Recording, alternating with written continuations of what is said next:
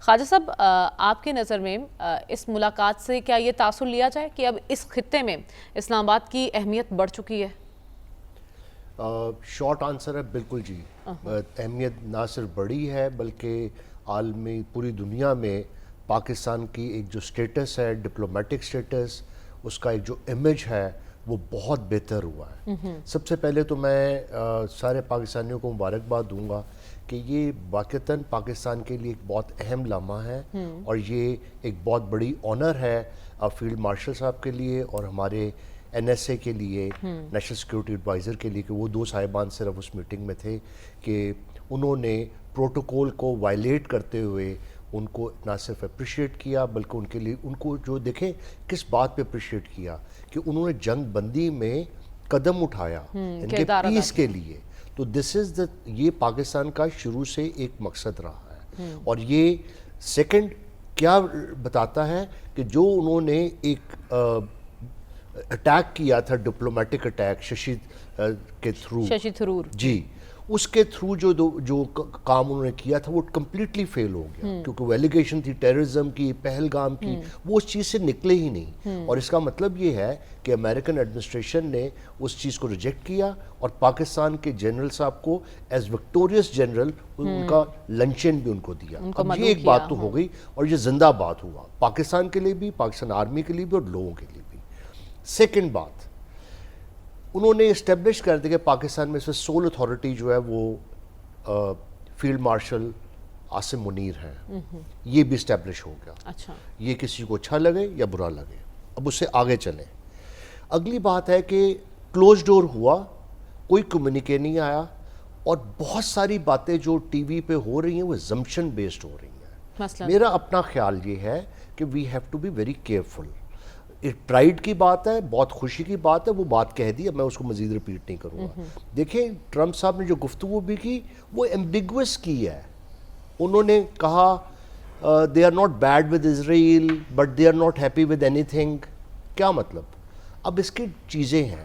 بات یہ کچھ لوگ جہاں پہ کہتے ہیں جی کہ وہ بھی غلط پروپیگنڈا ہو رہا ہے. پروپیگنڈا ہو رہا ہے وہ انڈین پروپیگنڈا ہے کہ بیسز دی جائیں گی، یہ کیا جائے گا ایران کے خلاف. بالکل نہیں ہوگا. یہ بالکل یہ میں انالیسس بھی اپنا ہے اور اس پہ ایمان کی طرف سے میرا ایمان ہے کہ کبھی بھی یہ نہیں ہو سکتا کہ Pakistan will be on the side of Israel in this war. لیکن اس کی اگلی بات کیا ہے؟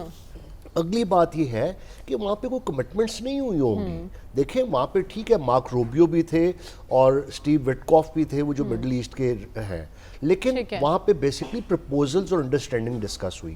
جو آئی ایس آئی کی ایک ہماری ایکسپرٹیز ہے انٹیلیجنس کی، کمپٹنس کی، اس کو اپریشیٹ کیا گیا. وہ جب انہوں نے کہا کہ وی نو بیٹر، پاکستان نوز بیٹر، تو یہ تمام باتیں تھیں. اب ایک بات جو میں تھوڑا سا یہ کہنا چاہتا ہوں کہ کچھ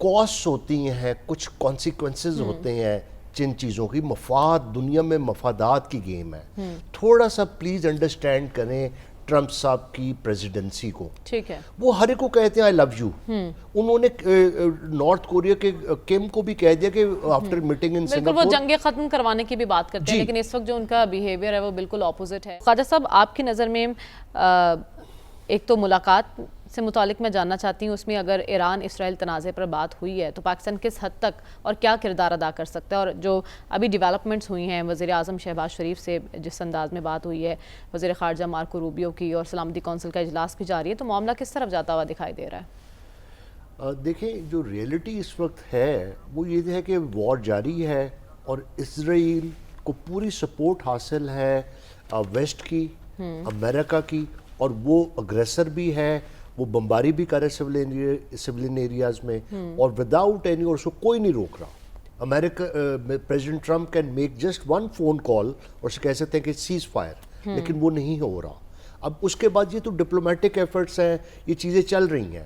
میں آپ کو دو چیزیں ذرا پرسپیکٹو سمجھنے کے لیے اور ناظرین کے لیے بھی اور آپ کے لیے بھی یہ ضروری ہے کہ دو باتیں ضرور سمجھ لیں. Please try to understand President Trump. President Trump always وہ ہمیشہ چاہتے ہیں وننگ سائڈ پہ رہنا. وہ مومنٹ بائی مومنٹ فیصلہ کرتے ہیں، وہ ٹرانزیکشنل کام کرتے ہیں، وہ one move at one time چلتے ہیں. ہسٹری کا ان کو بہت ہی کم ادراک ہے. نیشنل سیکیورٹی کاؤنسل انہوں نے ڈسٹروائے کر دی ہے. اور وہ کیا پیغام لے کے آئے تھے کہ ہم دنیا میں تنازعات کو ختم کریں گے, ہم آئسولیٹ کریں گے دنیا کے معاملات سے, اور ہم امریکہ کو یہی تو دوبارہ بابر عظیم کروایا بنائیں جا رہا گے. ہے انہیں, تبھی تو 2 ہفتوں کے لیے فیصلہ مؤخر ہو گیا. جی اب میں آپ کو بتانا چاہ رہا ہوں, پہلے وہ نیو کونز تھے, اب یہ دیکھیں روبیو جو ہے اور جو ان کا مائک والٹس تھا جو بھی نیشنل سیکیورٹی, یہ دونوں نیو کونز تھے, اور پھر انہوں نے دوبارہ اپنے آپ کو چینج کیا. اب لیکن مڈل ایسٹ کرائسس میں لگ یہ رہا ہے کہ ان کی پالیسی وہی نیو کونز والی ہے, وہی گلوبل امپیریلزم والی ہے. اور کل آپ دیکھیے 2 دن سے یورپ کلیئرلی اوپنلی ماسک پہنے بغیر وہ کہہ رہا ہے کہ ہم نے رجیم چینج کرنی ہے. مجھے بتائیے کبھی یہ کوئی ڈپلومیٹکلی یہ بات کہتا ہے؟ اب اس کے آگے چلیں. اس کی اگلی بات یہ ہے کہ وہ صدام کو عراق میں ریموو کیا, لیبیا میں آپ نے قذافی کو ریموو کیا, اسد ڈائنیسٹی کو آپ نے چینج کیا سیریا میں, یمن میں, لیبنن میں ابھی تک ہم لڑائی لڑ رہے ہیں, اور اب آیت اللہ صاحب کو آپ چینج کرنا چاہ رہے ہیں. یہ پاسبل نہیں ہوگا. اچھا, Iran is a different ball game. Iran is not Afghanistan. Afghanistan میں آپ نے طالبان کو کیا, اور اس میں وہ پاکستان کا, جیسے ڈاکٹر صاحب نے فرمایا, میرا بھی یہی انالیسز ہے کہ اس میں وہ پاکستان کا رول ایک انویسٹ کر رہا ہے. پھر یہ معاملہ کہاں تک جا سکتا ہے؟ یہ معاملہ دیکھیں جی, کچھ لوگوں کا خیال ہے کہ ورلڈ وار 3 وہ تو نہیں ہے, لیکن یہ ریجنل وار تو ڈیفینیٹلی اگر امریکہ اس میں کودتا ہے, اور اسرائیل اسی طرح ہی کرتا ہے, کیونکہ امریکن انٹرسٹ وہاں پہ گلف سٹیٹس میں موجود ہیں. آپ کو لگتا ہے امریکہ یہ فیصلہ لے گا اس جنگ میں کودنے کا؟ دیکھیں مجھے نہیں لگتا, کیونکہ پریزیڈنٹ ٹرمپ صاحب کو ہمیشہ یہ ہوتا ہے کہ ان کے پاس آپشن رہے. میں نے آپ کو نا نیشنل سیکیورٹی کاؤنسل کو انہیں ورچولی ڈسٹروائے کر دیا, مارکو روبیو کو ایڈیشنل چارج دیا ہوا. یہ انڈیا میں نہیں ہوتا, وہ امریکہ میں اس طرح نہیں ہوتا.